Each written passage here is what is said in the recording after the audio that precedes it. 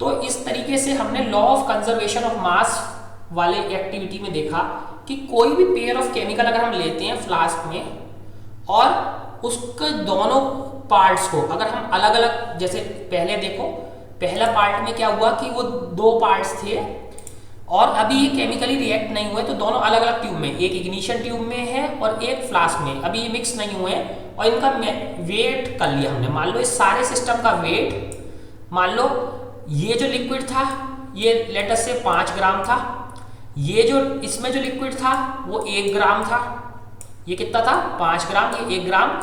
इस conical flask का जो वेट था वो मान लो 100 ग्राम था और इस छोटी सी जो इग्निशन ट्यूब थी इसका वेट कितना था 1 ग्राम। तो टोटल करो कितना 100, 105, 106, 107 ग्राम, तो 107 ग्राम हो गया मान लो, ठीक है 107 ग्राम टोटल वेट था। अब मान लो इसको हिलाया, हिलाने के बाद मिक्स हो गए, हिलाने के बाद ये सारा लिक्विड इसमें मिक्स हो गया ये इसका। अब जो है, अब law of conservation of mass क्या कहता है, जब ये सारा मिक्स हो गया तब भी इसका मास सेम रहना चाहिए, मास पे चेंज नहीं आना चाहिए। तो क्या होगा, जैसे हम देखेंगे तो हमें पता चलेगा कि अंदर कुछ रिएक्शन जैसी हो रही है फ्लास्क के अंदर और नया सब्सटेंस क्रिएट हो रहा है, एक नया सब्सटेंस क्रिएट हो रहा है, नया सब्सटेंस जैसे ही क्रिएट हो रहा है। अब जब सब्सटेंस क्रिएट हो गया नया, क्योंकि आपने पढ़ा था कि नए सब्सटेंस जो क्रिएट होते हैं उसकी जो प्रॉपर्टी होती है वो जो अपने कंस्टिट्यूएंट्स होते हैं उनसे अलग होती है। तो नया सब्सटेंस जब क्रिएट हो गया फिर हमने मेजर करा, तो फिर मेजर करने पे कितना आया हमारा टोटल 107 ग्राम। तो इससे ये बात पता चला, देखो फ्लास्क या टेस्ट ट्यूब का वेट तो जो है इग्निशन ट्यूब का तो वेट घट बढ़ नहीं जाएगा और कंस्टिट्यूएंट्स भी सेम रह रहे हैं, तो इसका मतलब law of conservation of mass यहाँ पे होता है केमिकल रिएक्शन में। केमिकल रिएक्शन में क्या होता है, law of conservation of mass रहता है, तो मास पहले और बाद में रिएक्शन के सेम ही रहता है। अच्छा, अब इसके बाद हम इन्होंने पूछा कि हमने इसके ऊपर ये कॉर्क क्यों लगाया। कॉर्क इसलिए लगाया, अगर रिएक्शन में कोई गैस निकल रही होती तो गैस तो निकल के उड़ जाती और हमें क्या होता, मास कम पता चलता कि कम है मास, लेकिन क्योंकि वो गैस निकल चुकी है इसलिए मास कम हो गया। लेकिन अगर हम यहाँ पे कॉर्क लगा देंगे तो ये गैस नहीं निकल सकती और मास कितना रहेगा हमारा सेम ही रहेगा, जिससे हम ये प्रूव कर सकते हैं कि law of conservation of mass होता है। अब देखो जैसे H2O के केस में मैंने बताया था कि 2 ग्राम तो H2 ली और कितनी ऑक्सीजन ली 16 ग्राम, और अगर इन्हें एक जार में कर दें, पहले इन्हें जार में कर दिया तो 18 ग्राम था और इसको भी केमिकली कंबाइन करें तो वो वेट सेम 18 ग्राम ही वाटर का आए, तो law of conservation of mass वहां पे होल्ड करता है। और रिएक्शन कैसे पता चलेगी, क्योंकि हाइड्रोजन और ऑक्सीजन दोनों गैस है, लेकिन अगर लिक्विड बन जाए तो रिएक्शन हो चुकी है और ये वेरीफाई किया जा चुका है कि ये 18 ग्राम लेने पे 18 ग्राम वाटर बन जाता है। तो law of conservation of mass काम करता है, ये बिल्कुल सच है और हर चीज पे काम करता है, हर चीज, क्योंकि ये लॉ है तो नेचर की हर चीज पर काम करता है। अब हम आते हैं सेकेंड लॉ पर, लॉ ऑफ कांस्टेंट प्रपोर्शंस। तो ये सेकेंड लॉ है। तो पहले हमने कौन सा पढ़ा, law of conservation of mass, यानी मास फिक्स रहता है, कंजर्वेशन का मतलब सेम रहना। यहाँ पे कंजर्वेशन का मतलब क्या है, सेम रहना। अब सेकेंड लॉ क्या है, लॉ ऑफ कांस्टेंट प्रपोर्शंस। देखो जैसे यहां देखो HO, तो इसमें जब हमने H2O बनाया था तो H2O ही बनेगा, हमेशा H कितने रहेंगे, 2 ही रहेंगे, O कितना रहेगा 1, H कितना रहेगा 2, O कितने रहेंगे 1 ही रहेगा, ठीक है।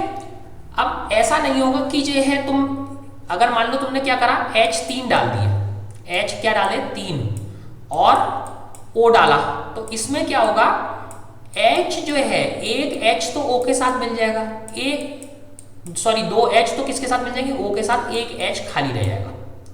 तो ये लॉ ऑफ कांस्टेंट प्रोपोर्शन है। H3O नहीं होगा, H3O नहीं होगा, 2 H तो किसके साथ आ जाएंगे, ऑक्सीजन के साथ, एक H अलग से रह जाएगा, बच जाएगा, ठीक है। और अब देखो, क्योंकि ये तो हम केवल एक मॉलिक्यूल के बारे में कर रहे हैं, लेकिन वहां तो ऐसे एक मॉलिक्यूल तो होता नहीं है, वहां तो पूरी गैस है और गैस में तुम जानते हो बहुत सारे मॉलिक्यूल्स हैं, तो मान लो हमने बहुत सारे H डाले, बहुत सारे H, जैसे हमने क्या डाले, अभी मान लो ज्यादा H ले लिए, 12 H ले लिए, ठीक है, और तो यहाँ पे और 4 O ले लिए, ठीक है। तो अब ये कितना बनना चाहिए, 4H3O बनना चाहिए, 4H3O। देखो 4 इंटू 3 12H हो गए, 4 इंटू O 4O हो गए, लेकिन ये नहीं बनता, ये हमारा नहीं बनता। बनता क्या है, 4H2O, 4H2O बन जाता है, नहीं 4 तो वाटर के मॉलिक्यूल्स बन जाएंगे अगर ज्यादा होंगे तो। और कितने H बचे, अब देखो 4 इंटू 2 8H हो गए खर्च, तो अब हमारे कितने H बचे, 4H। तो 4H, H कैसे बनेंगे, तो 4H बचे हैं ना, तो H2 गैस बनेगी, और कितने बनेंगे, 2, तो 2 इंटू 2 4, 2 इंटू 2 4H बच गए, और यहाँ कितने देखो 12H, 4 इंटू 2 8H, और ये 4H, 8 और 4 12H, और कितने O हो गए, 4O। तो इस तरीके से प्रपोर्शन सेम रहेगा, H2O ही बनेगा, H3O नहीं बनेगा ज्यादा डाल दिया तो, क्योंकि मिक्सचर नहीं हो रहा है, मिक्सचर नहीं हो रहा है, केमिकल कंपाउंड है, तो हमेशा H2O ही बनेगा, H3O नहीं बनेगा, H4O भी नहीं बनेगा, H3.5O भी नहीं बनेगा। ऐसा भी नहीं हो सकता कि H3.5O बन गया, ये भी नहीं होगा, ऐसे कुछ नहीं बनेगा, हमेशा ध्यान रखना, ठीक है। और बाकी क्या होगा, बाकी वैसी का वैसी अनरिएक्टेड बच जाएगा, बाकी कैसा हो जाएगा, अनरिएक्टेड बच जाएगा अगर हम डाल भी देंगे तो। इस तरीके से अब देखते हैं, इसको पढ़ने की कोशिश करते हैं। यहाँ पे लवोसी अलॉन्ग विद अदर साइंटिस्ट क्या है, लवोसी ने क्या देखा, noted that many compounds were composed of 2 और मोर एलिमेंट्स। तो ये तो अभी हमें पता है कि बहुत सारे कंपाउंड्स जो है किससे बनते हैं, 2 या 2 से ज्यादा एलिमेंट से मिलकर बनते हैं। And each compound had the same elements in the same proportions. Okay, तो जो क्या था कि ईच एलिमेंट, जो हर एक एलिमेंट होता है, and each compound had the same elements in the same proportions. अब फिर से पढ़ो, लवोसिए ने क्या बताया कि अदर साइंटिस्ट के साथ उन्होंने क्या देखा, noted that many compounds were composed of 2 और मोर एलिमेंट्स। तो ये देखो, many compounds were composed of 2 और मोर एलिमेंट्स। जैसे एग्जांपल लो, पहला कंपाउंड लो H2O, 2 से बना, CO2 फिर 2 से बना, H2SO4 हमने सल्फ्यूरिक एसिड लिया, कितने से बना, 3 से, H से, S से और O से, 3 चीजों से बना, तो 2 या 2 से चीजों से मिलकर बन रहा है कंपाउंड, ठीक। And such compounds had the same elements in same proportion. तो सच कंपाउंड, लेकिन क्यों, और उन्होंने क्या देखा कि H2O चाहे तुम एक जगह से ले लो चाहे दूसरी जगह से ले लो, सब जगह H2O में क्या होगा, such compounds had the same element, same element है। देखो H2O चाहे तुम टैप का ले लो, चाहे तुम कुएं से ले लो, चाहे तुम कहीं और से ले लो, कहीं से भी ले लो, टैप वाटर ले लो, कुएं से ले लो, नल से ले लो, उसमें क्या होंगे, सेम एलिमेंट्स होंगे, in the same proportion, same proportion होंगे।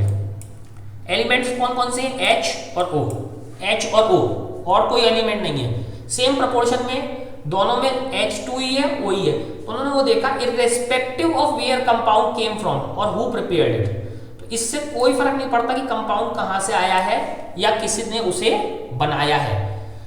तो ये देखो बहुत इंपॉर्टेंट चीज है, यानी जैसे वाटर है, चाहे कोई कुएं से निकाल ले, चाहे कोई टैप वाटर ले ले, चाहे बारिश का पानी हो, उसमें उसका जो कंपाउंड है उसमें हमेशा हाइड्रोजन और ऑक्सीजन होंगे और सेम कंपोजिशन में होंगे H2O, हमेशा H और O ही होंगे और किस में होंगे, H2O। पहली चीज, ऐसी कार्बन डाइऑक्साइड, कार्बन डाइऑक्साइड तुम कागज जला के भी बना सकते हो, तुम कोयला जला के भी बना सकते हो, तुम कुछ और चीज भी जला के, भूसा जला के भी बना सकते हो, लेकिन CO2 जब भी बनेगी तो उसमें हमेशा एक कार्बन होगा और ऑक्सीजन होगा, दो तो एलिमेंट्स होंगे, कार्बन और ऑक्सीजन, और उनका प्रपोर्शन हमेशा फिक्स रहेगा कि कार्बन हमेशा एक ही होगा और ऑक्सीजन हमेशा 2 ही होंगे। कार्बन हमेशा एक ही होगा और ऑक्सीजन कितने होंगे, 2।